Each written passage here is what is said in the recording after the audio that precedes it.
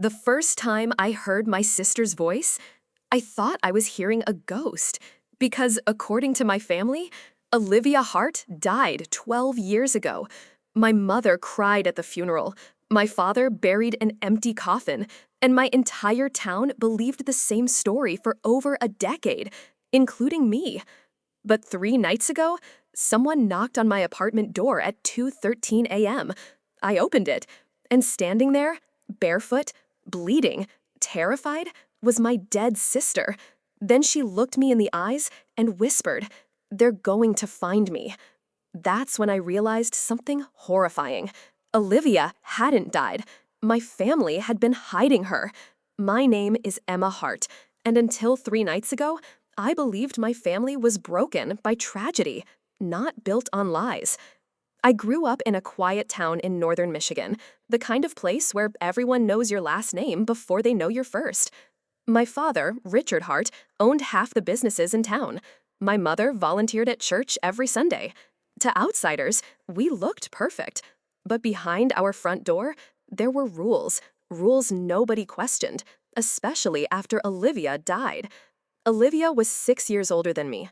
Beautiful, funny, fearless, the kind of person who walked into a room and changed the energy instantly. When I was little, she used to tell me stories at night. She promised me that one day we'd leave our town together. Then, one winter, she vanished. I was 9 years old. My parents woke me up crying. My father could barely breathe. My father looked pale. And they told me Olivia had run away during a snowstorm. 3 days later, they said they found her body near the woods. Closed casket funeral, no viewing, no questions allowed. And from that moment on, Olivia's name disappeared from our house, like she had never existed. As I got older, small things stopped making sense. My mother kept Olivia's room locked for years. My father installed cameras around the property after her death. And every time I asked questions, their reactions felt wrong, not sad. Afraid. Especially my father. One night when I was 16, I asked him, "Did Olivia suffer?" He grabbed my wrist so hard it hurt and said, "Stop asking about your sister." Not dead sister, just sister. That word stayed with me. When I turned 21, my grandmother died. While cleaning her attic, I found an old photo album. Most of it was normal family pictures, until something fell out. A photograph, dated 3 years after Olivia supposedly died. My hands started shaking, because in the photo, Olivia was standing near our family barn, thin, pale, but alive. At first, I thought it had to be fake. Then I looked closer. In the corner of the image was my father, watching her. That night, I showed the photo to my mother. The second she saw it, all color disappeared from her face. She whispered, "Where did you get this?" I asked her, "Why is Olivia alive in this picture?" My mother started crying immediately, not confused, not shocked, guilty. Then my father walked into the kitchen. He saw the photograph, and something terrifying happened. His expression didn't change at all. He just calmly took the picture from my hand and burned it over the stove. Then he looked at me and said, "Some things should stay buried." Buried. That word haunted me, because suddenly, I wasn't sure Olivia ever was. A week later, I woke up around 1 a.m. At first, I thought it was thunder. Then I heard it again, a scream, faint, distant, coming from behind our barn. I froze, because our barn had always been off limits. My father kept it locked constantly.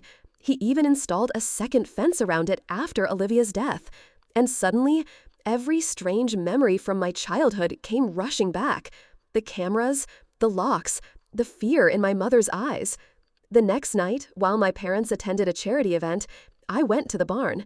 The lock was old, rusty, but when I finally forced the door open, I realized something horrifying. The barn wasn't empty. There was a staircase underneath the floorboards, leading underground. My chest tightened immediately. The air smelled damp, rotten, wrong. And then I saw it. Chains bolted into the wall, old blankets, food trays, scratch marks. My stomach turned because someone had lived there for years. Then I found a tape recorder, dust-covered, hidden beneath a mattress.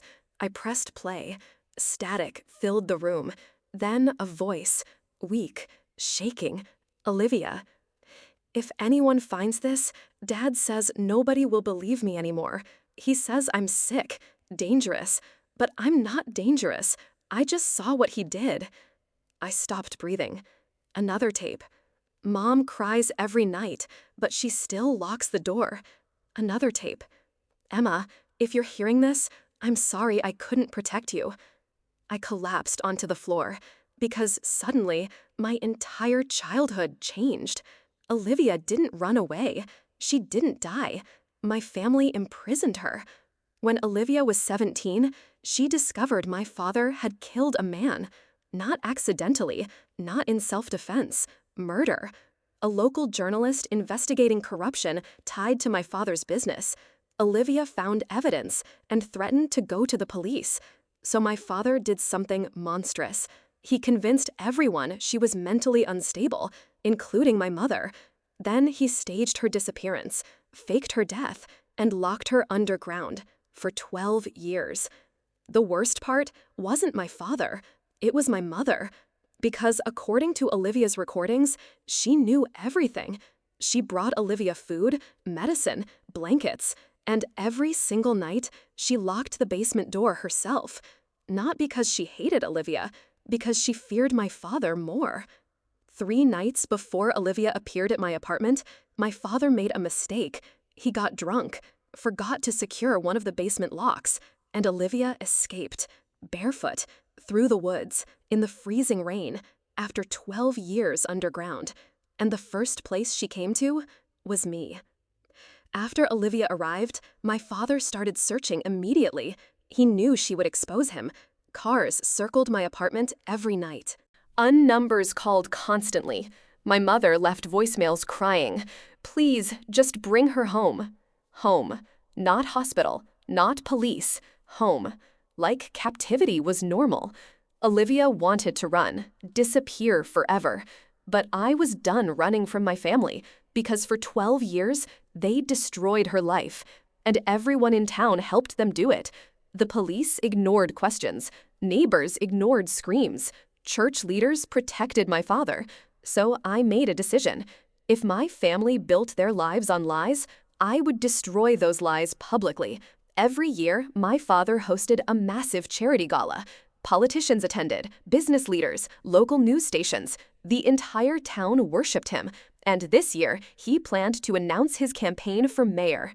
Perfect. The night of the gala, my father stood on stage smiling, talking about family values. Then the projector behind him turned on. Olivia's recordings filled the room, her voice shaking, crying, begging. Then photographs appeared. The basement, the chains, the locks. The room exploded into chaos. My mother collapsed instantly. My father screamed for security. But then something happened he never expected. Olivia walked into the ballroom, alive. The entire crowd froze. People started crying. Others backed away in horror. And my father? For the first time in my life, I saw fear in his eyes. Real fear. But Olivia wasn't finished. Because before police arrived, she said one sentence that destroyed everything. Dad wasn't the only one helping. Then she looked directly at my mother. And my mother started sobbing immediately. Because monsters survive through silence. And my entire family had stayed silent for 12 years. My father was arrested that night. So were 2 local officers who helped cover up Olivia's disappearance. My mother disappeared from town a week later. And Olivia? She still struggles sometimes. 12 years of darkness doesn't disappear overnight. But she's free now. And sometimes that's the closest thing to revenge. If this story shocked you, comment. Silence protects monsters. And subscribe for more dark family revenge stories with shocking twists and emotional endings.